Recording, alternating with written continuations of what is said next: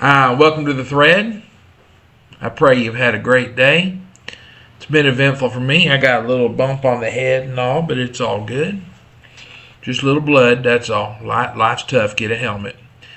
But I want to welcome you to another episode of the thread. Tonight we're going to talk about a Bible account in the Bible that we all know about, but I seriously doubt we've ever really dug into. Because like so many things in the Bible, we typically just read through them at Mach 2 real flippantly, and then we just move on to the next thing. We're looking for the next great thing Jesus is doing, but we really don't pay attention to the moments. And this is the way I've treated the story of Bartimaeus many, many times. And when I was reading this morning, it just hit me like a ton of bricks. Because there are so many lessons that come through this.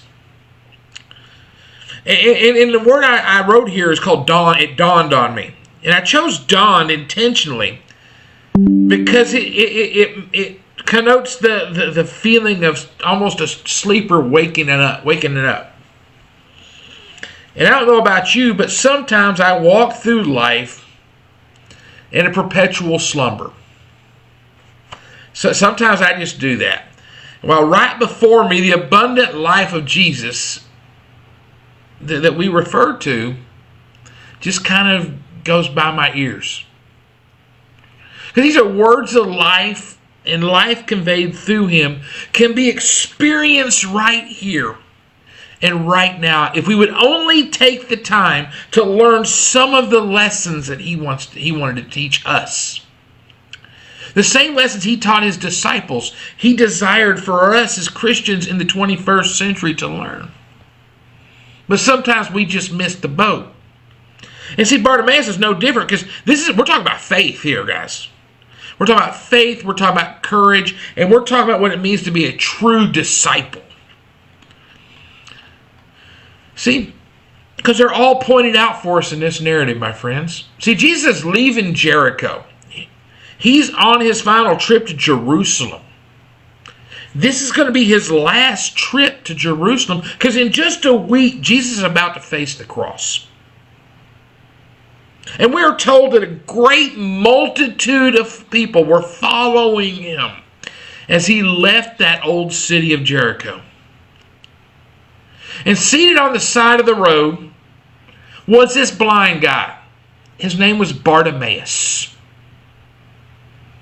And because of his blindness, he had been resorting to begging because that was the only way he could make a living.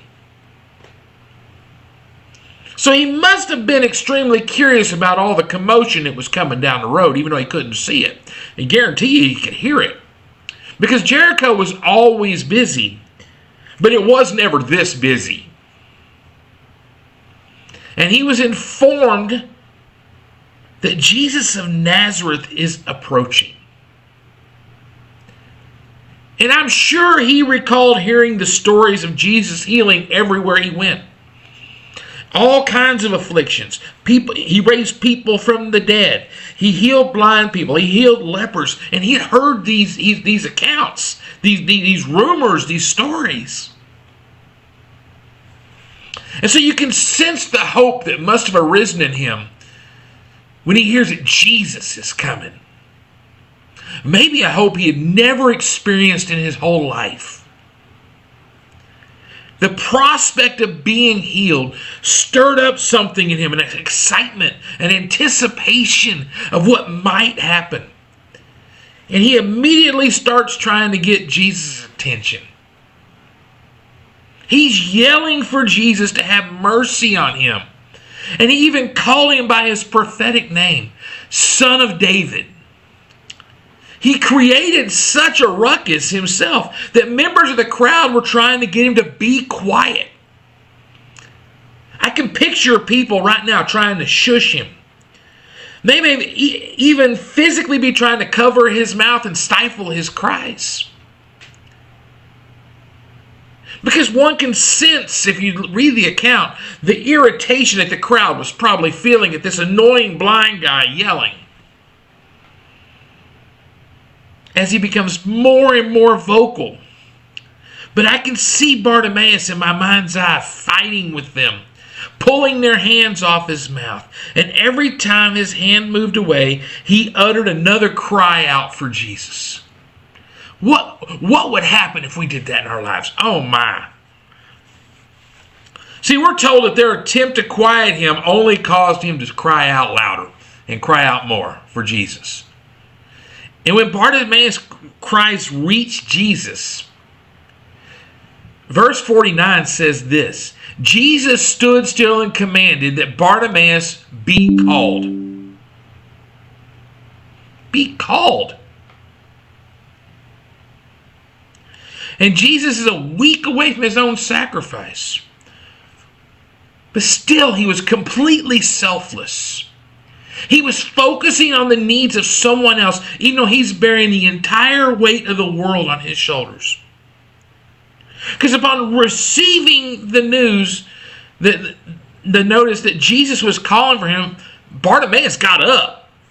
He threw aside his garment and he went to Jesus, according to verse 50. And when he came before Jesus, Jesus said to him, "What do you want from me? What do you want me to do?"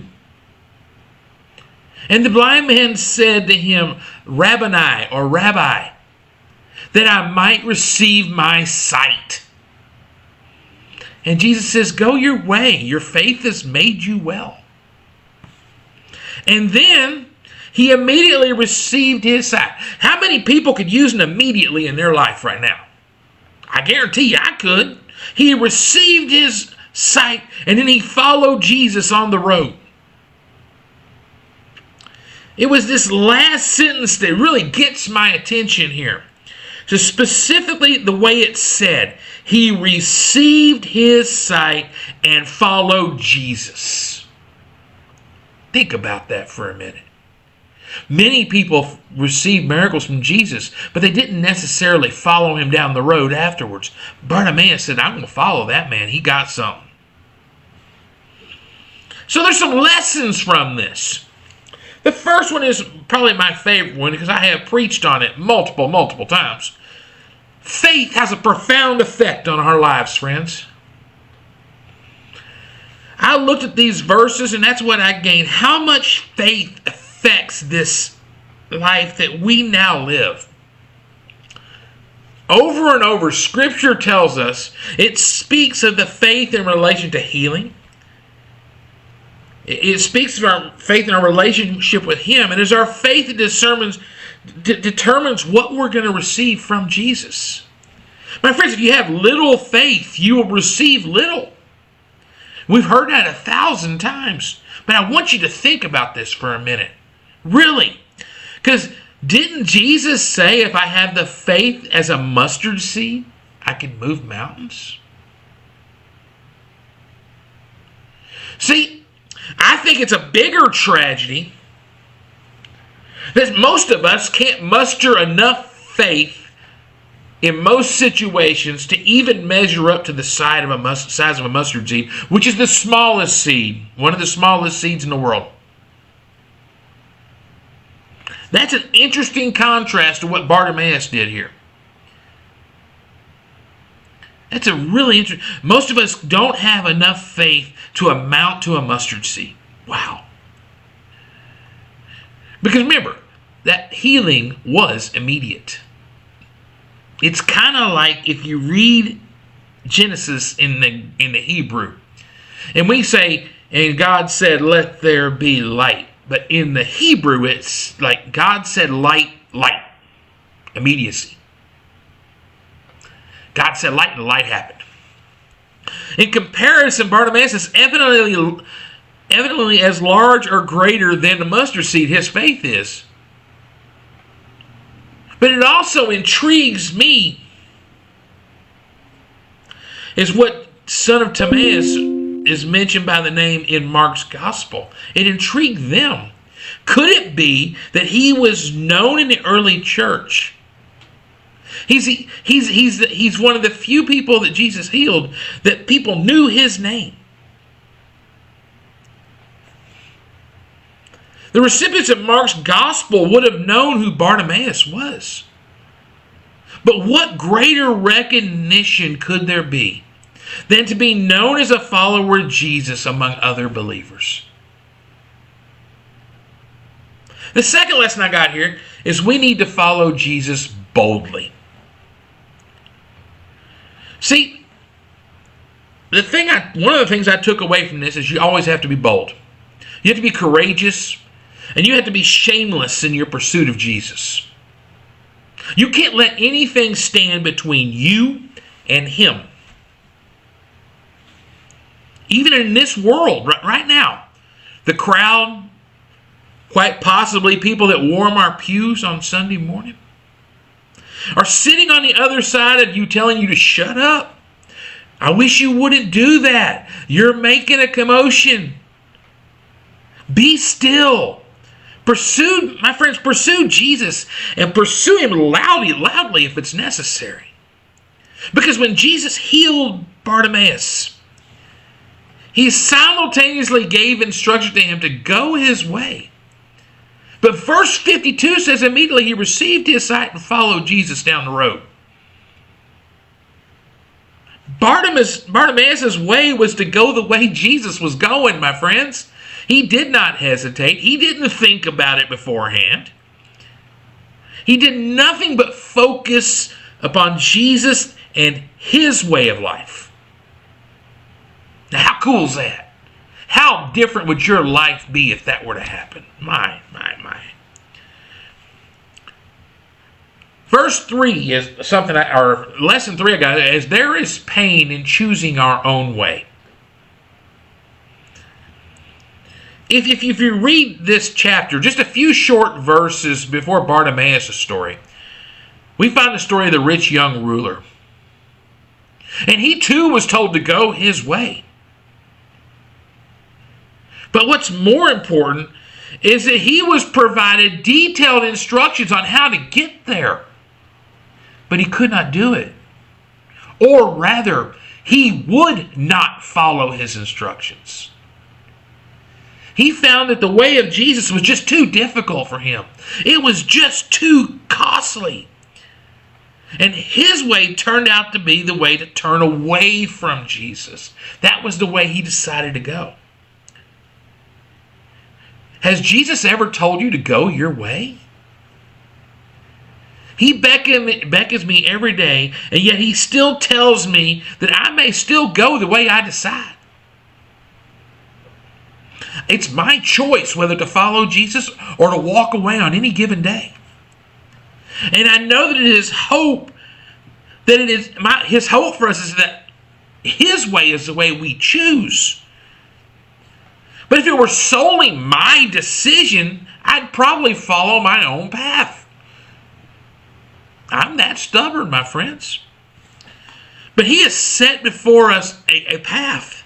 And like the rich young ruler, I'll be honest, I seem all too often to choose the former and suffer the consequences. I'm stubborn sometimes. And the ramifications of not choosing His way is often painful. Sure, there might be some fun at the beginning, there might be some pleasure, even some happiness, but what is the cost? Even if it's not sin, if it's something that's considered good and it's not His way, then it's probably not the best, and there's going to be consequences. See, for me, the greatest loss is when I fail to choose His way. Because His way is always, doing that is always a separation from Him. And when I do this, I might not even be fully aware I'm doing it at first. But when it comes, I wrote here, woe unto me. For I'm sure you know what I'm talking about, my friends. But ask who is it more painful for? Is it more painful for Jesus? Or is it more painful for me? See, He's known me from the time He was knit in my mother's womb. I was on His mind at the creation of the universe, my friends. He has known me from eternity. So I ask, who's feeling a greater sense of loss when we refuse to follow him? See, Jesus continues down the road to Calvary while I watch from afar sometimes. I can't see his face as he walks ahead. His back is turned to me because he has passed me. But I can see his head lowered because he's greatly saddened in this moment. My fourth lesson I want to teach you, which is the last lesson. Once we were blind, but now we see. I said before, I'm pretty easily distracted from God's way. I like my toys. I like my distractions. And as humans, we're typically pretty fickle. And we continuously break the heart of God, whether we mean to or not. See, Bartimaeus' blindness was not just physical. My friends, it was spiritual as well. Once he received his healing, his eyes were open, and he knew there was only one thing he could do, and that was follow Jesus. Like Bartimaeus, it is only when my way is to follow Jesus that I find wholeness in my life that I'm seeking. That's when I experience the oneness with him that he spoke of. That infinite joy is only experienced in surrender to Christ. It is only the disciple, my friends, the one who's transformed into the likeness of his teacher, that is truly evidenced as being surrendered. See, Jesus doesn't want part-time. He doesn't want joint custody with me. He requires all of me. And there is nothing in Scripture that talks about partial surrender. It's all or nothing, my friends. I can either follow Jesus as Bartimaeus did, or I can go my own way like the rich young ruler. Dietrich Bonhoeffer said this: salvation is free, but discipleship will cost you your life. If you think about it, he was correct. I ask, once you know the truth, once your spiritual blindness has been healed, how can you look at anyone or anything else but Jesus? I'm going back to my deliverance from alcohol. Once that was taken from me, and you'll never convince me that Jesus didn't take it from me. In a million years, you'll never convince me that. How am I going to look the other way? That'd be like slapping him in the face. My friends, we're all eternal beings. We're going to spend eternity somewhere. And one of those destinations is with Christ. My friends, the other destination is void of Christ. I personally choose to be with him. Will I mess it up? Oh yeah, I'll mess it up. But I choose his way. And I only pray that I do well in my endeavors. My friends, this is what I've got for you tonight. We talked about 4 little lessons we can learn. I'll go through them again real quick. Let me scroll back up for a minute. First one I want to talk about is faith has a profound effect on our life. Remember, most of us we don't have enough faith to amount to a mustard seed, which is terrifying. Second lesson that we learn here is we need to follow Jesus boldly. Don't be quiet about it. If Jesus saved you from something, talk about it. Third lesson, there is pain in choosing your own way instead of God's way.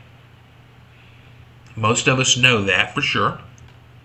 And the final lesson I had for you tonight is, once we were blind, but now we see.